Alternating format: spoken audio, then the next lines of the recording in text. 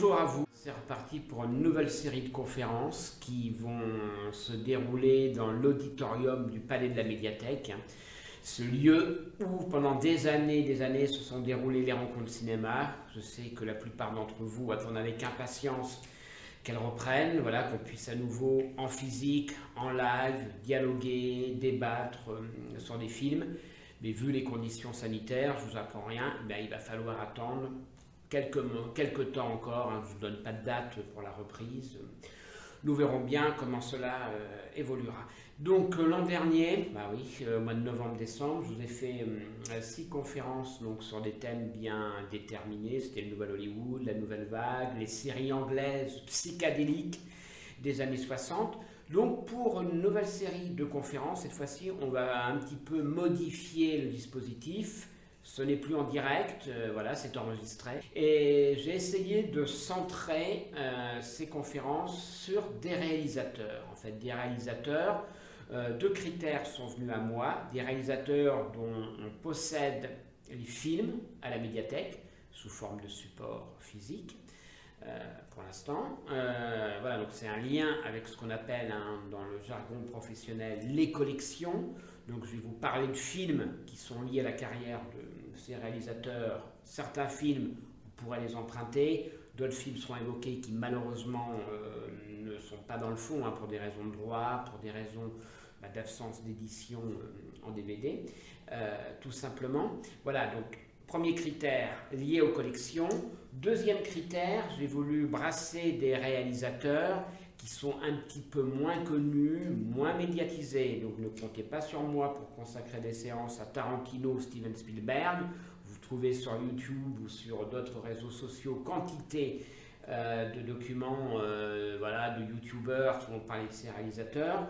Mon choix, c'est de sélectionner des réalisateurs moins connus, des réalisateurs de l'histoire du cinéma américain, comme ça sera le cas, on va le voir tout de suite, de réalisateurs encore en activité, asiatiques, iraniens ou autres. Voilà, vous découvrirez au fil des mois ces différents réalisateurs. Voilà, donc les séances vont aller jusqu'au mois de juin, mais pourquoi ne pas continuer en septembre et que cette animation en fait, soit une complémentarité des rencontres cinéma, puisque les rencontres cinéma, vous savez que je me mets un petit peu en retrait généralement et que ce n'est pas moi qui m'exprime, je laisse la parole au groupe des fidèles et de nouveaux arrivants aussi éventuellement, puisque les rencontres cinéma sont ouvertes à tous.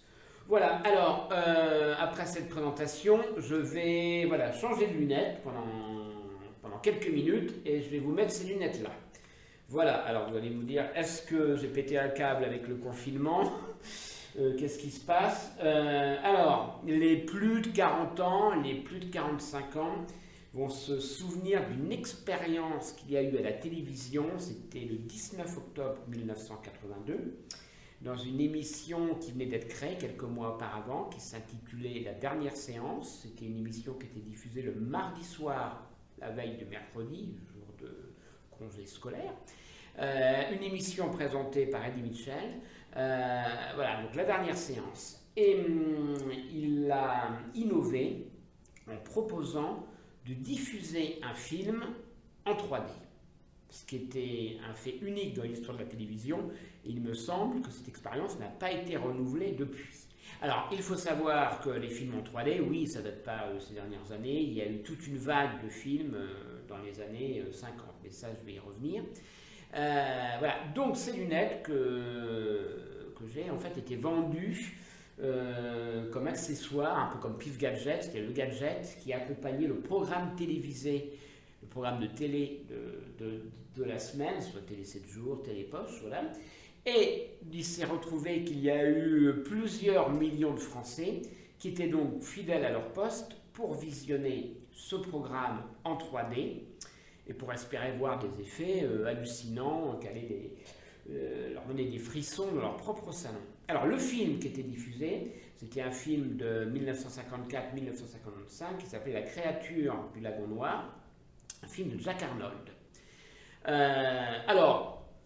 Cette expérience finalement s'est soldée par un échec, parce qu'à part un ou deux poissons qui semblaient sortir de l'écran, Bon, il faut bien dire que quand même le film restait bien souvent à plat. Ils avaient une copie 16 mm, enfin voilà, le dispositif, il n'y avait pas eu d'essai auparavant, mais c'était quand même très différent, voilà, puisque bon, pour voir un film en 3D dans de bonnes conditions, pour ce type de film, il fallait bien souvent 2 caméras, enfin bon, la salle était totalement adaptée, hein. Ce qui n'est pas forcément le cas dans la diffusion d'un programme télévision. Enfin bon, bref, ça a fait le buzz. Et ça a permis de mettre en avant ce film qui est resté donc dans la mémoire d'une jeune génération qui s'en souvient encore. Jack Arnold, qui a fait aussi un autre film, je l'évoque tout de suite, qui est L'homme qui rétrécit, il l'a fait quelques années après. Et donc c'est un petit peu lié aussi, voilà, le choix de ce réalisateur, parce qu'il y a une exposition actuellement à la médiathèque de Puteaux, hein, qui est infiniment petit, infiniment grand, qui est donc le thème de la science livre, hein, qui est une manifestation qui a lieu dans les bibliothèques des Hauts-de-Seine tous les ans au mois de janvier. Et donc voilà, j'avais fait le lien avec un petit peu l'homme qui rétrécit, tiré de Richard Matheson. Et je me suis dit, Jack Arnold, c'est intéressant de traiter de ce cinéaste.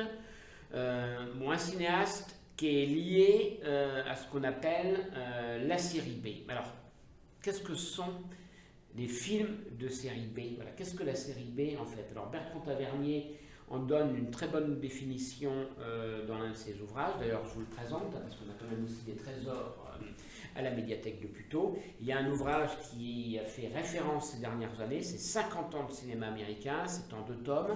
C'est écrit par Bertrand Tavernier et Jean-Pierre Courcedon, qui malheureusement est décédé il y a quelques semaines. Donc, qui est une somme monumentale et qui traite de la quasi-totalité des cinéastes, qui soient de série A, de série B, voire de série Z, bien qu'il y en a assez peu qui ont ce statut dans le cinéma américain, c'est plutôt dans le cinéma italien.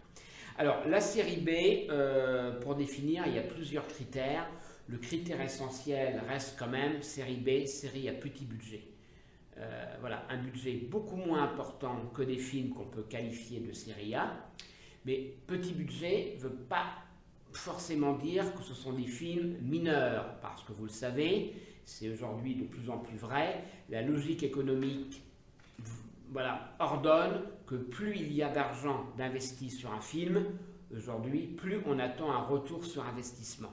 Donc, par définition, plus le film est formaté par rapport à un public auquel il est destiné, puisque pour les producteurs de notre époque, d'aujourd'hui, qui ne sont plus des gens qui sont fans de cinéma, mais surtout des comptables, des financiers, voilà, il faut que le film touche son public, on cible un public pour que le film revienne dans ses frais de fonctionnement, de sortie et de production. Alors qu'un film de série B fait avec beaucoup moins d'argent, les réalisateurs ont eu beaucoup plus de liberté, tant sur le plan scénaristique que sur le plan créativité au niveau de la réalisation. On sait que le cinéma américain est quand même bien paramétré, hein, même il n'y a pas eu d'exploration formelle comme dans le cinéma européen dans les années 60 par rapport au cinéma italien, au cinéma français. Hein. Le cinéma américain, le cinéma dit de la nouvelle vague, c'était plutôt lié à des thèmes différents, la manière de les traiter, plutôt qu'à une réflexion vraiment sur l'image, hein, sur le langage cinématographique. Le peu d'expérience qui a été fait est plutôt lié au film de la série B.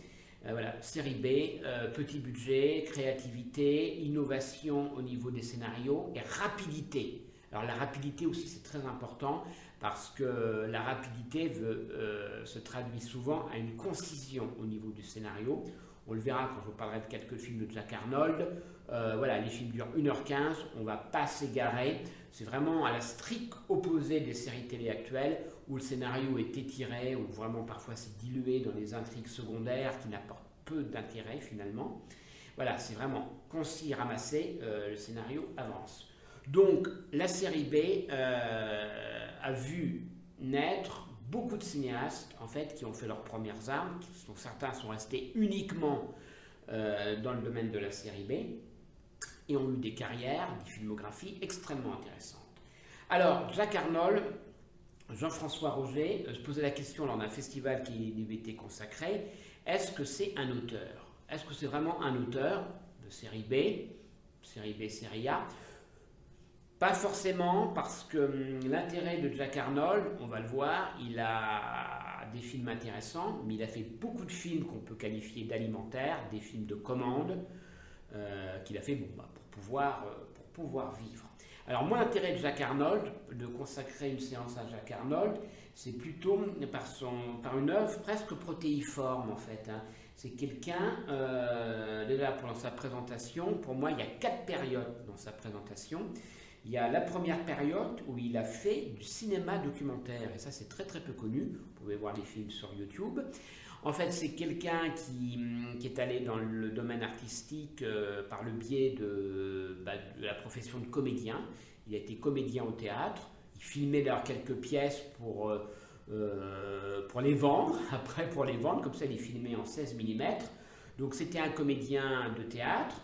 Et pendant la Seconde Guerre mondiale, il a été recruté dans le corps des marines, il s'est retrouvé au service des armées. Et là, il a fait la première, peut-être la grande rencontre de sa vie, c'est Robert Flaherty. Alors, pour ceux qui ont suivi mes conférences précédentes, Robert Flaherty, c'est l'homme de Nanook l'Esquimau, c'est un des grands cinéastes qui a un petit peu créé le cinéma documentaire.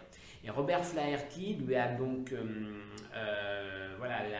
l'a formé et donc Arnold a fait beaucoup de films documentaires, il a fait des films qui parlaient des méfaits de la tuberculose, il a été aussi nommé pour un moyen métrage documentaire sur le milieu de la confection.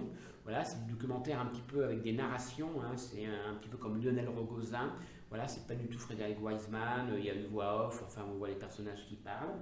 Et donc il a cette carrière de cinéma documentaire, sa première période, qui peut aller donc de 1945 à peu près à 1951-52. Et après, il s'est spécialisé et il est surtout connu des cinéphiles, d'un public passionné de SF par sa première carrière cinématographique, parce qu'il va aborder le cinéma fantastique à travers des œuvres qu'on va développer, L'homme qui rétrécit, Le météore de la nuit, La créature du lagon noir, comme je l'ai expliqué. Donc il y a cette deuxième période où il va se spécialiser sur le cinéma fantastique, qui peut aller, donc je pense, 1951 à peu près à 1956-57, hein, c'est difficile de borner exactement.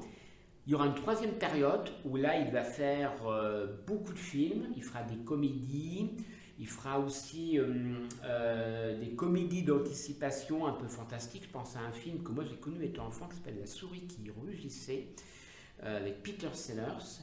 Voilà, Peter Sellers qui a plusieurs rôles, donc qui préfigure le travail que lui donnera à faire Stanley Kubrick sur Dr. Folamour. Hein.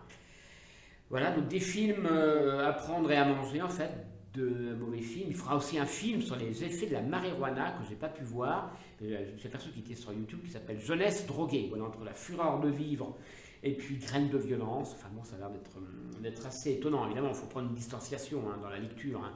Quand on visionne ces films, il faut toujours avoir la démarche de voir comment a été représentée la jeunesse de l'époque. Voilà, ça c'est un petit peu, surtout un intérêt sociologique quelque part.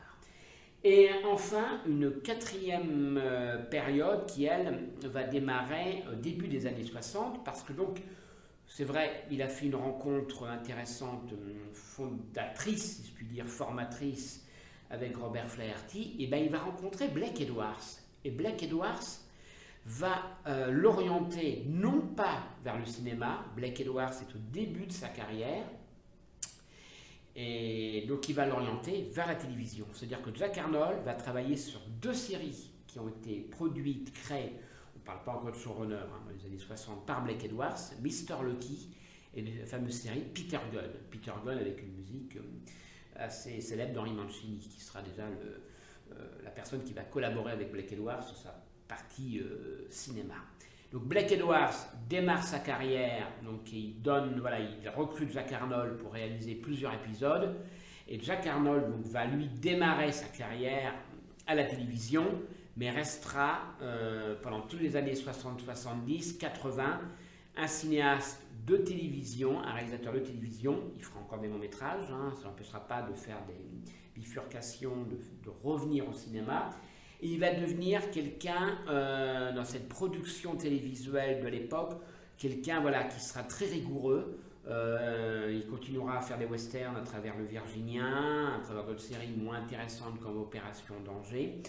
Et il sera donc voilà, il sera quelqu'un qui sera reconnu par le métier comme quelqu'un de très efficace, de très rigoureux, d'un exécutant en fait de ce qu'offront, de ce que diront les chaînes de télé à l'époque. Il terminera même par des séries comme L'homme qui tombe à pic. Alors j'ai pas vu l'épisode avec Lee Major, qui est aussi un petit clin d'œil, une des rares séries des années 80-90 qui présente selon moi un intérêt. Bon, avant évidemment Twin Peaks et compagnie.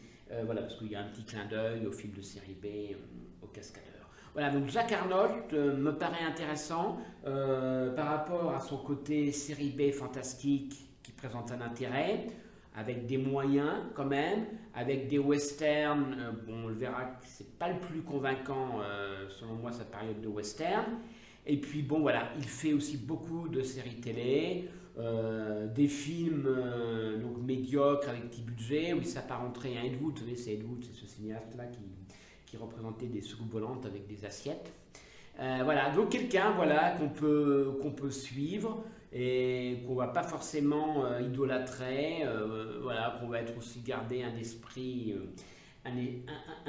critique. Alors, on va commencer par son œuvre la plus importante, celle qui reste aujourd'hui. Et donc, on va voir un premier extrait qui est une bonne annonce, en fait, de L'homme qui rétrécit. Voilà, je vous laisse découvrir l'extrait et après, on en parle.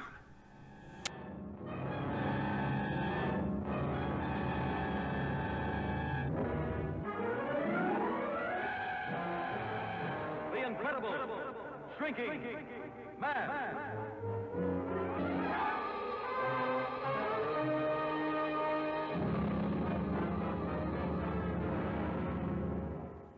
You are getting smaller. There's no medical precedent for what's happening to you. I simply know that you're getting smaller. I want you to start thinking about us, our marriage. Some awful things might happen. As long as you've got this wedding ring on, you've got me.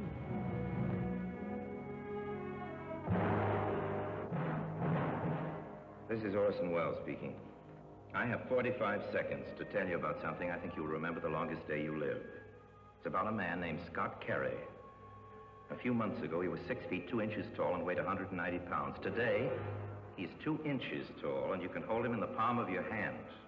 Now he lives in a world where he must fight for his life, a world where a friendly house cat is a predatory monster. Incredible because it's almost beyond imagining. Incredible because every hour he gets smaller and smaller. Incredible because every moment the terror mounts.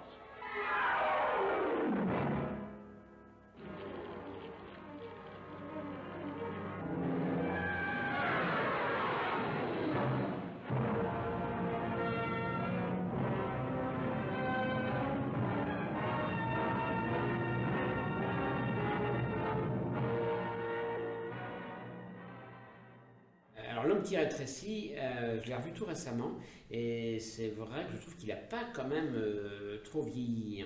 Alors, au départ, c'est quand même un roman de Richard Matheson, qui est un auteur extrêmement important dans SF, une sorte de futur, d'anticipation un petit peu décalé. Bon, il a aussi écrit Je suis une légende, qui a été plusieurs fois adapté au cinéma. Il a collaboré avec Steven Spielberg sur le scénario de Duel, le premier film de Spielberg. Donc L'homme qui rétrécit déjà alerte sur les méfaits peut-être des pesticides, parce que bon, le postulat de départ, c'est qu'un homme est avec sa femme sur un bateau, bien tranquille en train de bronzer au soleil. Sa femme rentre, lui il reste à l'extérieur, un nuage passe et bon, on ne sait pas ce qui se passe, d'où vient ce nuage. Et petit à petit, il va constater qu'il rapetisse. Voilà, qu'il rapetisse. Ça commencera par des vêtements qui seront trop grands pour lui, voilà. Et avec cette horrible vérité qui va éclater, c'est qu'il perd de semaine en semaine des centimètres. Donc il va aller voir les médecins qui vont essayer de lui trouver un traitement, de lui trouver la cause. Mais malheureusement, voilà, ils ne pourront rien faire et on verra cet homme qui petit à petit rapetisse. Le roman de Richard Matheson est, je trouve, très très très bon. Voilà, bon, je ne vais pas faire le débat évidemment des adaptations au cinéma, mais on est dans la tête de ce personnage, il y a vraiment une empathie au niveau angoisse. Alors en plus, bon, avec l'environnement actuel du virus ou autre, des mutations ou autres, hein, et on peut comme ça, voilà, nous-mêmes se mettre à la place de ce pauvre homme qui petit à petit verra son rapport avec sa femme complètement changer pour les raisons que vous vous doutez. On le verra perdre son emploi et puis une angoisse par rapport à ce qu'il va devenir. Alors le film donc de Jack Arnold a des trucages extrêmement intéressants, des contre-plongées, des courtes focales, des changements de perspective qui font qu'à l'arrivée il y a très très peu d'effets spéciaux, notamment dans une deuxième partie où on verra cet homme vivre dans une maison de poupée. Je pense que là ils ont grossi les décors, ils ont fait en sorte pour les perspectives que l'homme soit perdu dans les décors. Et on va le voir affronter des animaux domestiques, le fameux chat. Alors le chat, je l'ai appris, là je l'ai vu tout récemment que c'était un chat qui a eu des prix. Il a eu l'équivalent des Oscars en fait, puisqu'on le retrouve dans Diamant sur canapé. Là, ça sera le chat de Audrey Hepburn, donc, qui démarrait par L'homme qui rétrécit, et il terminera sa carrière par Diamant sur canapé de Blake Edwards. Vous voyez, tout est lié en fait. Et on le verra aussi affronter la grosse terreur de l'araignée qui sera un thème récurrent, puisque Jack Arnold fera aussi un film qui s'appelle Tarantula, où c'est là une araignée qui grossit et l'être humain reste à la taille normale. Donc L'homme qui rétrécit est vraiment comme ça une réflexion sur tout le contexte, l'environnement familier qui devient complètement hostile. L'homme dans un univers hostile, où il va devoir s'adapter de plus en plus pour pouvoir survivre. Avec, je ne vous donne pas la fin, mais bon, une réflexion sur l'univers, sur l'infiniment petit, l'infiniment grand. Donc voilà, un film, je trouve, vous pouvez emprunter à la médiathèque, comme ça, extrêmement, assez perturbant, parce qu'il y a ce côté empathie, même s'il est moins développé que dans le roman de Richard Matheson, à travers le film, quoi. Vraiment, l'acteur, qui est William Gant, je crois, il est vraiment, on voit que, on sent quand même cette angoisse chez lui, qui prédomine quelque part par rapport à un monde hostile, un film qui nous fait réfléchir quelque part, et l'une des preuves pour lesquelles il n'a pas vieilli, il n'y a pas eu de remake, évidemment il y a eu une série, J'ai rétréci les gosses, il y a eu quelques films sur ce phénomène de rapetisser, je pense aussi à l'aventure intérieure, le voyage fantastique, mais c'est pas du tout la même réflexion. Là, ça tend plutôt vers des comédies, vers d'autres films d'aventure. Mais là, voilà, c'est cette angoisse quelque part de voir notre monde environnement devenir un monde hostile quelque part, et avec cette réflexion sur les changements de valeurs que je trouve extrêmement intéressante. Alors maintenant, je vais vous passer un extrait, en fait, alors je ne le prends pas de manière chronologique, du tout premier film de Jack Arnold, qui s'appelle Le Météore de la nuit.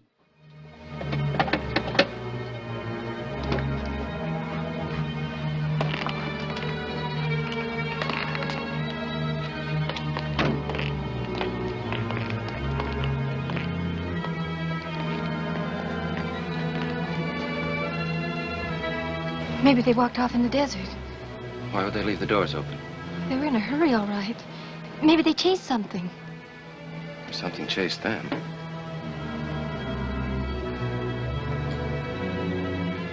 What?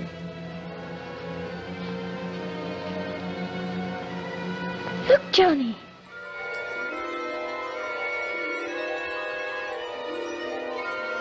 We saw something, all right. Whatever it was, it took them along.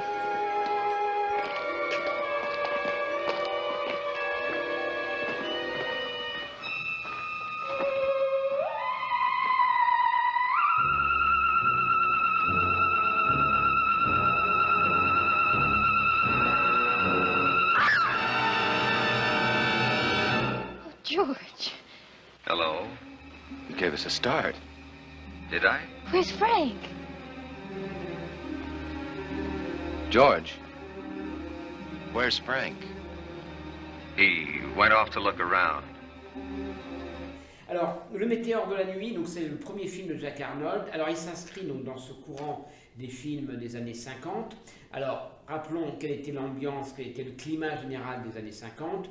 Il y avait la peur de la guerre froide, et bien souvent les extraterrestres, l'invasion vient de Mars, la guerre des mondes, la planète rouge, voilà, les extraterrestres venaient donc de la planète rouge.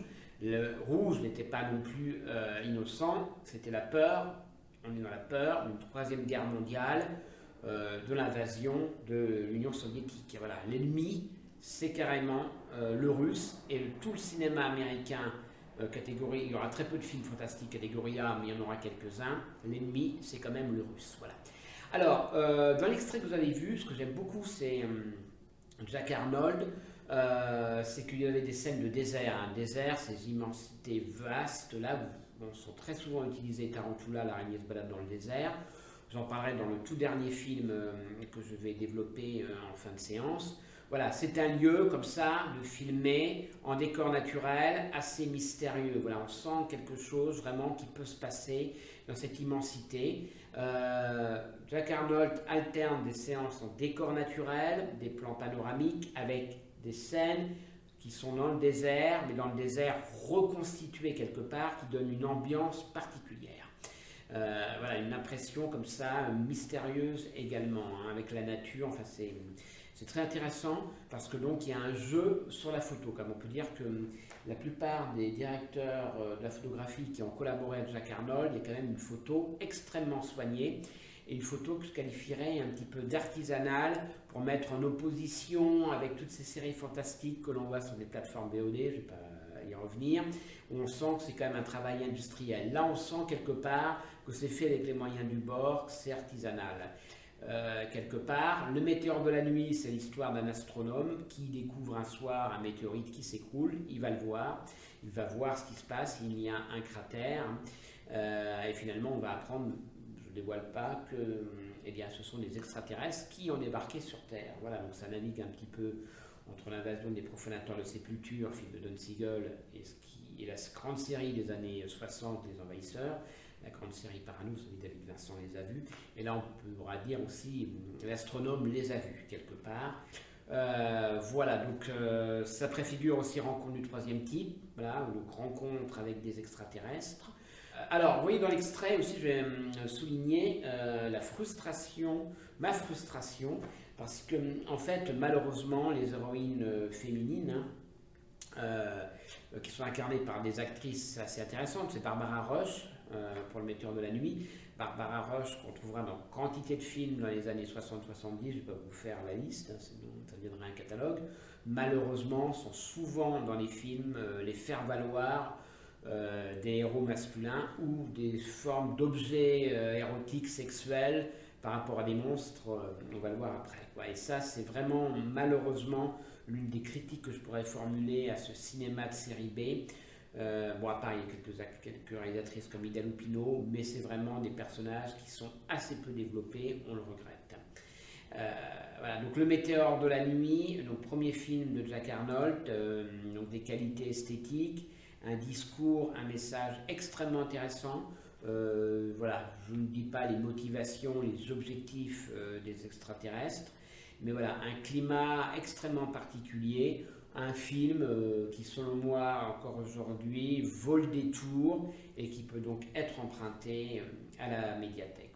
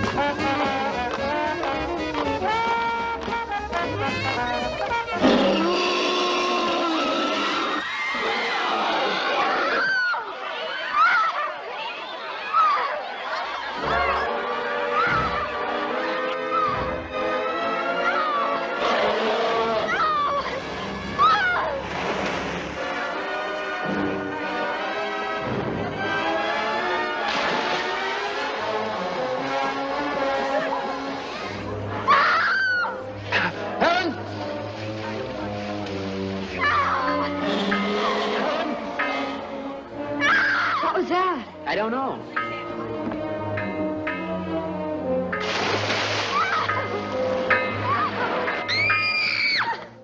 Je vous parlais de la créature fascinée par la jeune ingénue. Alors l'extrait que vous avez vu n'est pas extrait du film L'étrange créature du lac noir, mais de la revanche de la créature, parce que nous sommes dans le cas de figure où il y a une suite réalisée par Jack Arnold lui-même. Voilà. Vous voyez donc cette créature amphibie là est donc fascinée par les jeunes filles. Hein. Là encore une actrice qui malheureusement ne verra pas sa carrière se développer. C'est un petit peu propre aux comédiennes qui vont comme ça parcourir les films de Jack Arnold. Alors, L'étrange créature du lac noir, donc le film qui a fait l'objet de cette expérience de 3D en relief. Qu'est-ce qu'il en reste aujourd'hui? C'est un film, oui, donc de série B, avec peu de budget. Ils ont surtout soigné, vous avez vu le costume, hein, les yeux anguleux de cette créature. Voilà, mais il semblerait que le responsable du maquillage se soit inspiré des Oscars. Peut-être que c'était un clin d'œil, parce que je pense que le film n'allait pas prétendre à gagner une statuette. Hein. Voilà, donc une créature, un message écologique en fait, un peu d'actualité également comme les films précédents. Voilà, un film qui écolo, puisqu'on voit dans le tout premier film une expédition qui va en Amazonie défendre la faune et la flore. Voilà, ils s'aperçoivent que les poissons sont en train de disparaître. Ils ont entendu donc une légende par rapport à la population d'une créature, voilà, qui entrait donc ce lagon des eaux noires, et donc ils vont essayer de le découvrir. Et dans le deuxième film, il y a aussi l'appât du gain, parce qu'ils vont récupérer la créature pour l'étudier, mais aussi l'exhiber dans un parc nautique. Voilà, c'est très proche de King Kong. En fait, on s'aperçoit que c'est très proche du film de Marion C. Cooper, des années 30, où là aussi le singe devient amoureux de l'actrice principale, et finalement il le capture, il l'emmène dans la civilisation où il va s'évader et commettre quelques méfaits. Voilà. Mais bon, après le film King Kong aura une poésie, un esthétique, voilà, bien particulier, qu'il est placé quand même de manière dans une hiérarchie des films importants de l'histoire du cinéma, dans une place assez élevée, alors que L'étrange créature du lac noir est un film très aujourd'hui très jubilatoire, hein, voilà, de distraction. Là aussi, il ne faut pas s'attendre à un film qui puisse rivaliser avec les productions de ces dernières années. Bon, ça reste assez kitsch, hein, notamment l'héroïne, là, quand même, elle se met à hurler. J'ai compté 4 fois, là, il y a 4 fois où elle se détourne et voit le monstre qui y arrive. Donc, voilà, elle se met à hurler, avoir cette réaction très assez caricaturale quand même, hein, pour l'époque, hein, voilà, de la jeune héroïne qui se fait enlever par le monstre. Hein. Voilà, le monstre, vous voyez ses palmes, ses mains palmées qui arrivent là qui rentrent dans le hublot et qui donc est traqué. Alors Marilyn Monroe, ça c'est l'anecdote, aurait assisté à la projection du film et aurait été rempli de compassion pour ce monstre en disant mais le pauvre, il ne demande qu'à être aimé. Bon, ça c'est à vérifier. Donc L'étrange créature du lac noir va inspirer beaucoup de réalisateurs. On pense à Guillermo del Toro aussi, qui quand même fait une référence à ce film dans la forme de l'eau. Mais là aussi, je vais vous donner un petit avis très personnel, hein. Ça c'est très subjectif, mais ces films de Jack Arnold, là, que je cite, que je vous présente, c'était des films donc, bricolés de manière artisanale, qui prétendaient à aucun moment proposer, communiquer, avoir un message philosophique quelque part, répondre à un message philosophique. C'était absolument pas ça. Ces cinéastes faisaient des films, donc de série B complémentaires à un film de série A, des films de distraction. Je pense qu'ils devaient s'amuser, mais il n'y avait aucune ambition à l'époque par rapport à des films actuels où n'importe quel film de série B ou de série A, voilà, prétend avoir un message philosophique, avoir une réflexion sur les sens existentiels. Bon, je n'aime pas beaucoup La forme de l'eau, mais ça c'est personnel.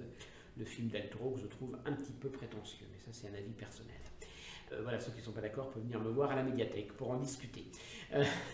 Voilà, donc ça c'est la créature du lac Noir, donc avec Julie Adams. Bon, on vante aussi les ballets aquatiques où elle est là, elle nage avec une combinaison moulante. On est quand même assez loin de la poésie des Tarzans avec Johnny Weissmuller. Aussi, on voyait Maureen O'Sullivan, la belle-mère de Woody Allen, si je puis dire, parce que c'est la mère de Mia Farrow, aussi qui était très très peu habillée. Dans les Tarzans, il y avait une poésie, il y avait quelque chose d'assez particulier dans une jungle de pacotille qui me semblait plus intéressant que le film de Jack Arnold. Voilà. Donc maintenant, on va aller dans un autre domaine où il a quand même assez excellé puisqu'il a fait 4 films, c'est le western. Je vous laisse découvrir l'extrait d'une balle signée X avec Audie Murphy et je vous fais un petit commentaire après.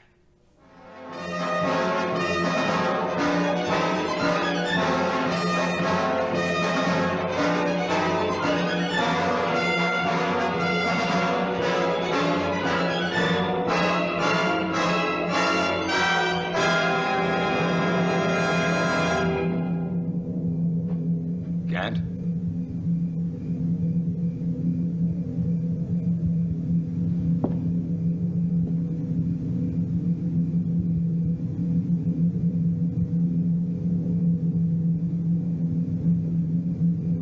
You are an organizer as well as a physician. I've come to ask you to leave.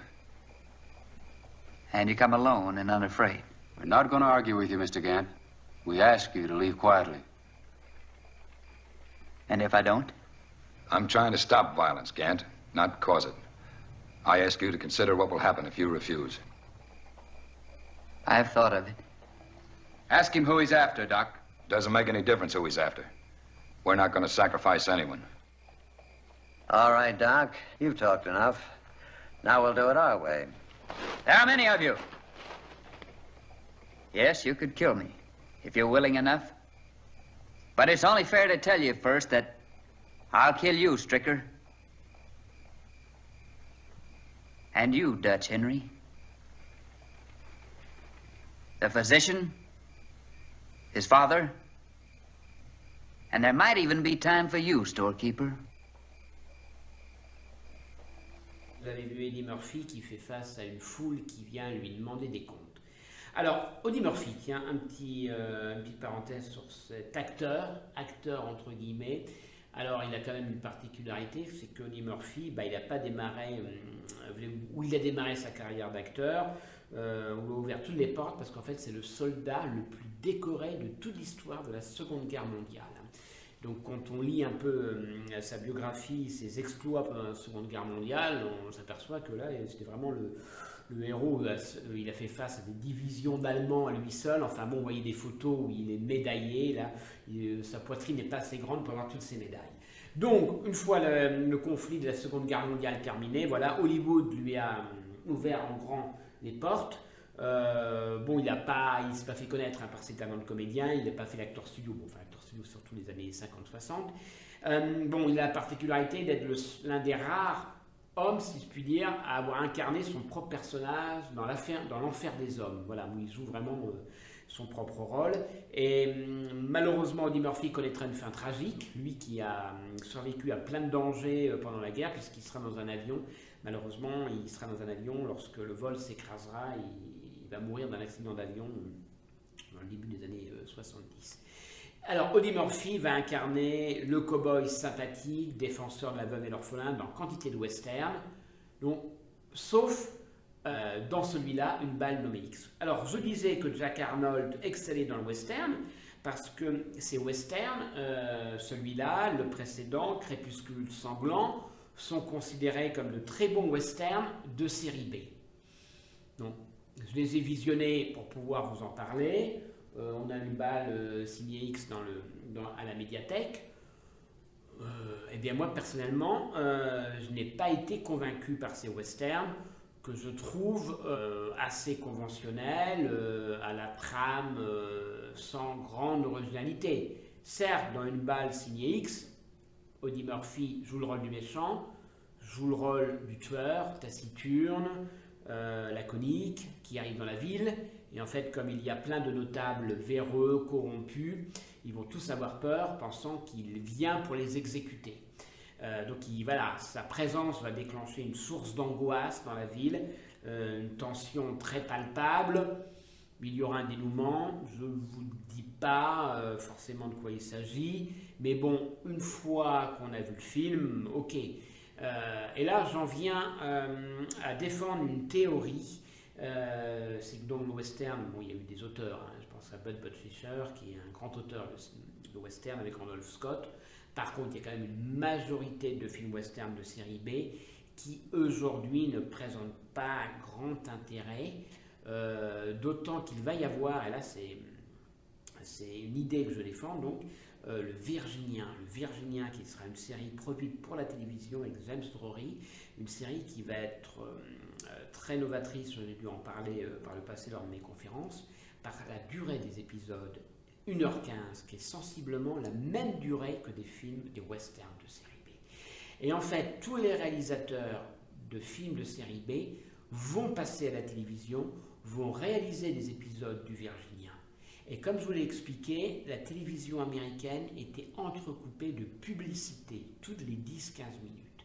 Ce qui fait que les histoires qui vont être écrites vont être rigoureuses au niveau de l'intrigue. Il n'y aura pas de temps mort et il y aura des personnages extrêmement intéressants parce que le Virginien donnera dans beaucoup d'épisodes la place à des acteurs, on verra Robert Redford qui démarre, mais à des personnages qui ne sont pas récurrents. Des personnages dits secondaires verront leur rôle développé au sein de l'épisode, dans la trame de l'histoire, dans le déroulement de l'histoire, et que les personnages récurrents, eux, verront leur rôle diminuer finalement. Ils ne seront là que pour rappeler que ces histoires font partie d'un tout, font partie d'une série, le Virginien.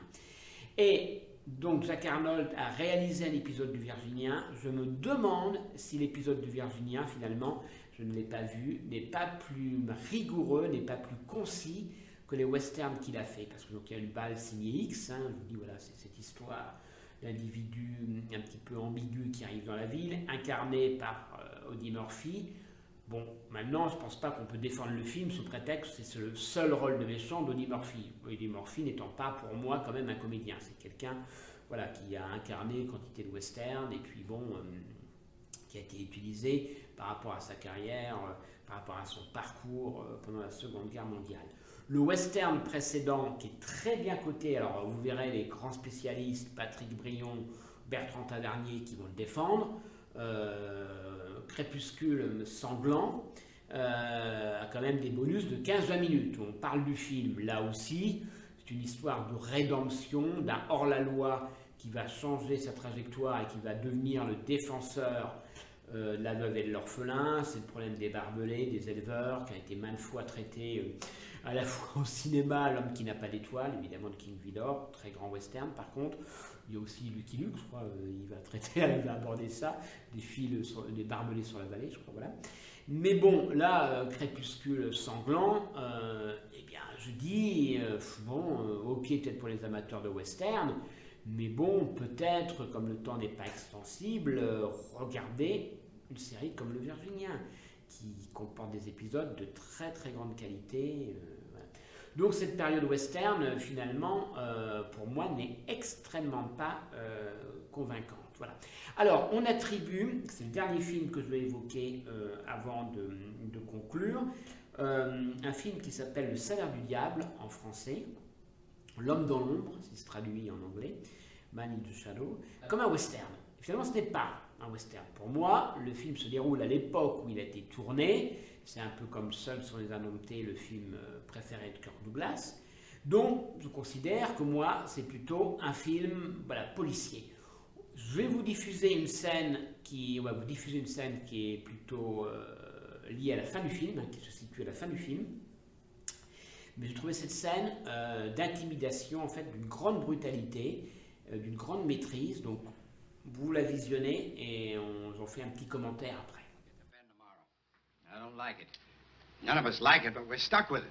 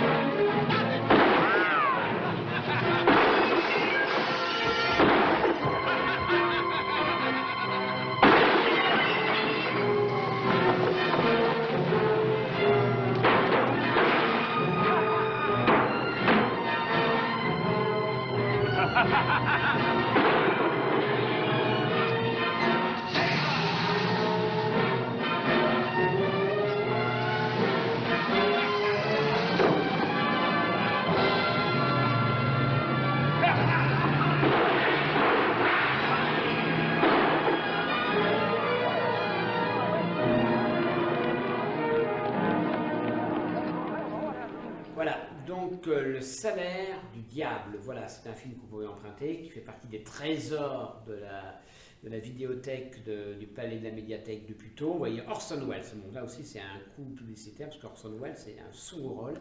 Et je pense qu'ils ont voulu faire un petit peu appel, peut-être un lien avec La soif du mal, le film réalisé, lui, par contre, par Orson Welles en personne. Voilà. Alors, la scène que vous avez vue, je trouve d'une grande brutalité. C'est un shérif donc, qui se fait comme ça traîner, voilà, qui est intimidé, il est donc ligoté, il se fait traîner par une voiture. Alors, moi, ça me rappelle aussi la scène de Passage à tabac d'un shérif dans une autre ville qui s'appelle La poursuite impitoyable, où, paraît-il, Marlon Brando avait été réellement brutalisé. Ça, c'est Marlon Brando. Alors, qu'est-ce que nous conte cette histoire-là? Tout démarre par un meurtre d'un ouvrier mexicain qui est exploité dans une entreprise. Le meurtre est hyper habile, puisque bon, il n'y a pas non plus, voilà, on parle d'un cinéma de brutalité, mais il n'y a pas de cruauté ni un sadisme dévoilé à l'écran, comme parfois ça va être le cas dans les films des années 70, voire des années 80. Donc il y a une scène d'assassinat, et en fait, avec témoin, parce que cet ouvrier a eu le malheur, enfin, malheureusement pour lui, il est sorti avec la fille d'Orson Welles, donc la fille du propriétaire d'une très grande exploitation, dont bénéficient tous les habitants de la localité voisine, puisque bon, l'économie du pays, voilà, est liée étroitement à cette entreprise, à cette exploitation agricole.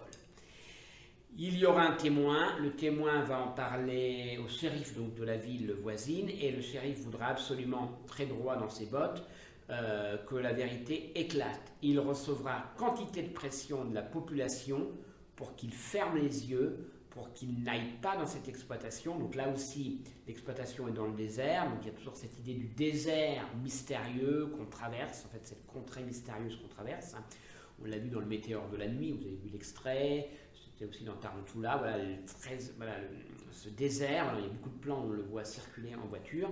Donc il y aura quantité de pression en fait économique. Alors là on est quand même dans une critique de l'Amérique libérale, l'Amérique capitaliste, où tout est lié à l'argent, et voilà, le shérif donc fera des tentatives, ira donc à l'exploitation, et des hommes de main d'Orson Welles tenteront de le faire plier. C'est la scène que vous avez vue, où il se trouve passé à tabac, donc ligoté et traîné par une voiture, mis comme ça en exergue, exposé à la population, pour que la population se taise et ferme les yeux par rapport à ce meurtre. Donc Le salaire du diable est un film intéressant, l'un des grands films, très peu connus en fait de Jack Arnold, parce que je vous ai dit, on parle de ses films fantastiques, à juste titre, de ses westerns, là il faut un petit peu relativiser, mais donc également, également dans sa troisième partie, que vous évoquiez tout à l'heure, sa partie cinéma hors fantastique en fait,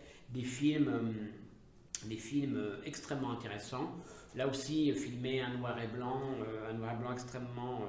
extrêmement intéressant, une photographie très très soignée, avec des scènes concises, efficaces, rythmées, avec une certaine forme de brutalité. Voilà. Malheureusement là aussi on peut décliner que l'héroïne, dont le nom n'apparaît pas, voit aussi son rôle vraiment limité au minimum, de faire valoir de pauvres victimes. Voilà, ça c'est une des critiques que je ferai, vous l'avez compris, sur Jack Arnold, d'avoir pas trop développé par rapport au film que je vous ai indiqué, les rôles féminins. Voilà, c'était de faire un panorama. On aurait pu parler d'autres films également, puisque bon, il a une carrière assez intéressante. On aurait pu développer aussi, creuser ce qu'il a fait pour la télévision, voir s'il gardait un peu sa personnalité. Donc je vais vous laisser. Je voulais saluer aussi l'un des fidèles des rencontres de cinéma, avec qui j'ai eu une discussion, qui avait suivi la carrière de Jack Arnold dans les années 60-70. Je veux parler de Guy Herman, que les habitués connaissent bien, voilà, qui fréquente les rencontres de cinéma depuis 2006 et qui a eu pendant des années la particularité d'exposer, de parler des films sur sa mémoire, parce qu'il ne voulait pas les revoir. Voilà, écoutez, je vous salue et je vous dis à une prochaine fois. Donc ça ne sera pas au mois de février, parce qu'au mois de février, je vous ferai un petit exposé sur la situation économique du cinéma, des salles du cinéma, du secteur DVD, des plateformes VOD, de la position des médiathèques par rapport à cet environnement, à ce contexte. Voilà, donc je vous retrouve au mois de mars, cette fois-ci pour un auteur de documentaire toujours en activité malgré ses 91 ans, c'est Frédéric Wiseman. Il a massacré, il a tué des centaines d'Allemands.